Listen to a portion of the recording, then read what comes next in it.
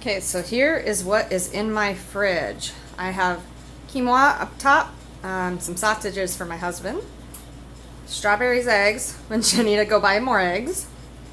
Lots of veggies there. Spaghetti squash in the back Tupperware. We got cucumbers, cauliflower, broccoli, almond milk, radishes, pepperoni for the kids, and then some 2% cheese. And then I have some soy, amazing. And then just my garnishes for food.